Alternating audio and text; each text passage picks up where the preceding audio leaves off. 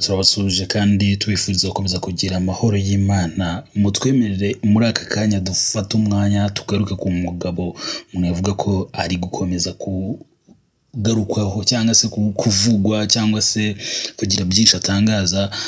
Birumvikana muri iki gihe mu Rwanda ni umugabo w'imyaka 50, yitwa Olivier Nduhungirehehe. Uyu mugabo rero uri mu myaka 50 cyangwa se imyaka 50 ku itariki ya 12 Kamena 2024 nibwo yagizwe Minisitiri w'Ububanyi n'Amahanga w'u Rwanda. Ni umugabo uri mu bagabo b'abanyapolitike maze igihe kirekire. Mbega inama zagiye ziba nyinshi z'abaminisitiri zagiye zigaruka kuri uyu mugabo bagenda bamushyira mu myanya igiye itandukanye, ibintu tuza kugarukaho mu buryo bumwe cyangwa n'ubundi. Ariko muri aka kanya mutwemerere dutangire turifashisha inkuru zagiye zandikwa zitandukanye ku buzima bwiwe. Hari ibyashyizwe ku rubuga rwa minisiteri uyu munsi ayoboye bigaragaza ko ari umugabo rwose w'umuhanga mu birebana n'indimi, kandi koko ni ibintu bigaragara yaba mu Gifaransa yaba mu Cyongereza ndetse n'Ikinyarwanda. Ni umugabo w'umuhanga cyane, ubona ko ibintu byose bibaye ababifite amakuru. Ni mu gihe muraza kumva impamvu amaze igihe kirekire muri politike kuko agaragaza ko yayitangiye afite imyaka 16. Ahangaha rero nk'uko twabigarutseho ku itariki ya 12 Kamena 2024 nibwo yagizwe Minisitiri w'Ububanyi n'Amahanga. Muri Kanama 2020 ariko nabwo yari yagizwe Ambasaderi w'u Rwanda mu Buholandi. Nyuma yo guhabwa izi nshingano mu by'ukuri yagaragaje ko yishimiye icyo gihe ubwo yagirwaga ambasaderi. Yagaragaje ko yishimye kandi yishimiye icyizere yagiriwe na nyakubahwa Perezida wa Repubulika y'u Rwanda Paul Kagame. Mbere yaho rero Nduhungirehehe nk'uko twabivuze ni umugabo w'umuhanga cyane, akaba ari umugabo kandi wubatse, yashakanye na Ingabire Virginia bafitanye abana. Amashuri abanza yayize mu Rwanda muri APR Rugunga, ayisumbuye ayiga muri Ecole Belge i Kigali. Kaminuza yize ibijyanye n'amategeko mu Bubiligi muri Université Catholique de Roubaix, ari naho yize muri kaminuza y'abakatolika ya Roubaix, ari naho yize icyiciro cya gatatu cya kaminuza mu ishami ry'icunga mutungo rijyanye n'imisoro muri yakomereje nyuma yo gusoza ibirebana n'amategeko mu Bubiligi.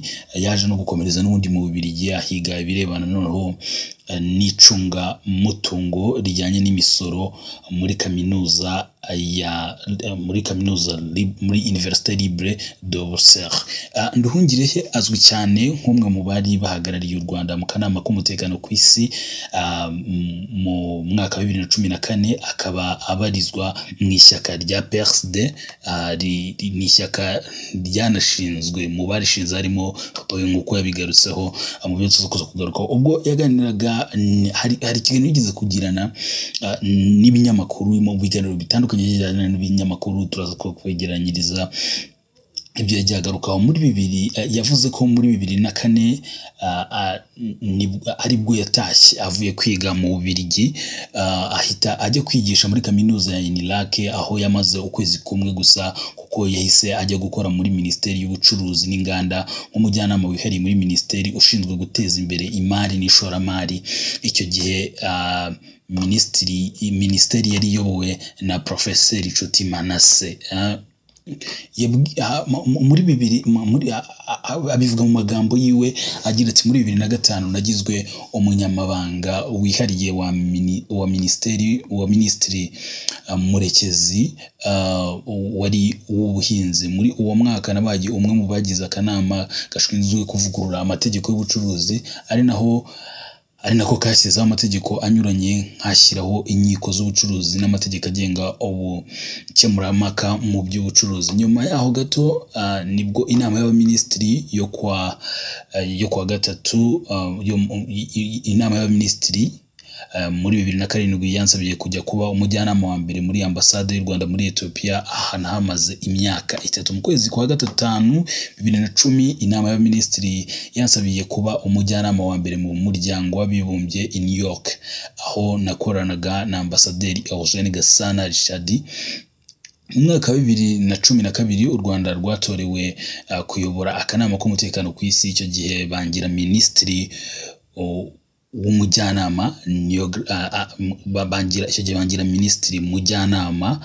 Nyuma rero mu mwaka wa 2015 inama y'abaminisitiri yangize umuyobozi w'agateganyo ushinzwe imiryango mpuzamahanga nkorera muri minisiteri y'ububanyi n'amahanga. Ibi ngibi nibyo Nduhungirehe yavugaga. Nyuma yaho perezida wa repubulika yagize ambasaderi Nduhungirehe mu by'ukuri ambasaderi w'u Rwanda mu Bubiligi, anahagararira kandi u Rwanda mu muryango w'ibihugu by'Uburayi EU. Ambasaderi Nduhungirehe yakoze indi mirimo myinshi irimo kuba umunyamabanga wa leta muri Minafete, yari ambasaderi w'u Rwanda mu Buholandi n'ahandi. Mu bibazo yagiye asubiza mu bihe bitandukanye, aho yabajijwe ati ni ryari mwinjiye mu bikorwa bya politike, asubiza agira ati ntabitangiye kera nyiri umwana, mfite imyaka 16 niga mu mashuri yisumbuye. Natangiye kwinjira mu mashyaka kuko papa wanjye ari umwe mu bashinze ishyaka rya PRST. Kubera ko nakundaga politike, nanjye najyaga mu myigaragambyo nkanakurikirana ibiganiro papa bagiranaga hagati yabo biganisha ku mashyaka. Dusobanurire umunyamakuru mumaze ati dusobanurire neza wajyaga muri meeting z'amashyaka wabikurikirana gute? Icyo gihe asubiza agira ati icyo gihe inama nyinshi z'amashyaka zaberaga iwacu kuko atari yemewe gukorera mu Rwanda, bigatuma rero numva ibiganiro bagiraga byose na za meeting nangira kuzitabira, ndetse nanjye nari ndi mu myigaragambyo ikomeye cyane yabaye mu kwezi kwa 8 1992 yo kwamagana guverinoma ya Nsanzimana Sylvestre. Niyo myigaragambyo mu mateka y'u Rwanda yahuje abantu benshi. Iyo myigaragambyo twayikozeriye ku Kimihurura, hari ibiro by'umunyamabanga wa Emeronide ubu hakorera primatire. Narakomeje mu ishyaka kugeza aho bantoreye kuba vice perezida wa mbere w'ishyaka PRST. Umunyamakuru muzi agira ati wigeze utekereza ko waba ambasaderi? Kera sinabitekerezaga. Asubiza Nduhungirehe yavuga ati kera sinabitekerezaga, ariko ubu kera sinabitekerezaga, ariko uko nagendaga ninjira muri politike na diplomasi byanyerekaga ko bishoboka. Gusa kera nkiga mu mashuri yisumbuye bigeze kutubaza icyo twifuza kuzaba, njyewe icyo gihe navuze ko nzaba perezida. Umunyamakuru amuzi ati niki wagezeho ukumva ugeze ku nzozi zawe? Asubiza asekamo Nduhungirehe ati icyo gihe kibazo kirakomeye, ariko kuba nkora akazi ka politike kandi ari ikintu nakundaga nibyo bintu numva nagezeho. Mu rugendo rwawe, umunyamakuru arongera amubaza ati mu rugendo rwawe, umunyamakuru amubaza ati mu rugendo rwawe niki wakoze ukumva kiguteye ishema?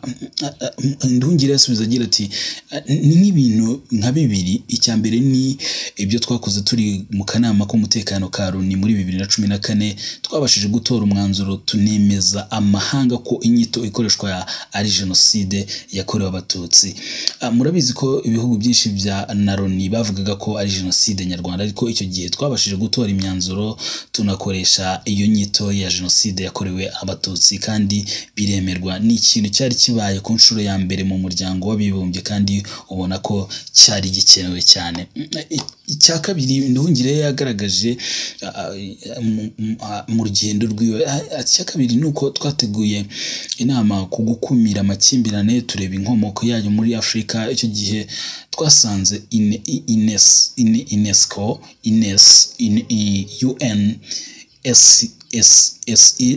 UNSS ishishikajwe no korohereza abagarura amahoro no kureba uko intambara yateye no kugarura amahoro, ariko twebwe tukumva icy'ingenzi kiruta ibindi ari ukubanza gukumira inkomoko cyangwa imvano yaho y'amakimbirane. Minisitiri Nduhungirehe yabwiye yigeze kugaruka nanone no gukora avuga ati cyane yigeze kugaruka yabwiye abanyamakuru ko kuzamurwa cyane kwe biterwa no gukora cyane akazi ashinzwe no gukorana n'abandi mu bantu afatiraho icyitegererezo. Wa mbere ni Perezida Kagame kubera imiyoborere ye na politike ku rwego mpuzamahanga. Ni Martin Luther King waharaniye impinduka no kuvanaho irunda moko kandi akabigeraho adakoresheje intwaro ahubwo akoresheje inzira y'amahoro. Ambasaderi Nduhungirehe avuga ko bimufasha kuruhuka ari kubana n'umuryango we, abana be bamubaza ibibazo akabasobanurira, gusohokana n'inshuti, kureba umupira w'amaguru aho afana ikipe ya Mukura FC, hanze agafana Olympique de Marseille mu Bwongereza, hanze agafana ikipe ya Olympique de Marseille mu Bwongereza, ni mu France. Mu Bwongereza agafana Arsenal. Akunda umuziki wo mu bwoko bwa country ndetse na reggae. Yakiniye umupira w'amaguru mu ikipe ya Jaguar akinana na Desire Mbonabucya na Ntare, yakinaga kuri 4 cyangwa 5. Akunda umuziki w'u Rwanda cyane, by'umwihariko umuhanzi King James, Meddy, Teta Diana, umwibutsi ijwi rya Kamariza abakera. Akunda Masabo kubera ukuntu acuranga gitari na Kamariza, ariko abaririmba gakondo. Ubu akunda Masamba na Senore, asengera muri Kiliziya Gatulika.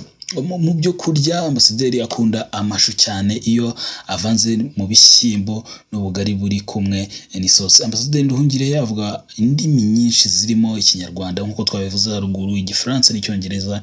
Yageze mu bihugu byinshi birimo Leta Zunze Ubumwe za Amerika, Ubwongereza, Ububiligi, Ubufaransa, Ubuholandi, Ubudage, Ubuyapani. Ubuyapani bwo yabugezemo afite imyaka 4 kuko papa we yari ambasaderi muri iki gihugu.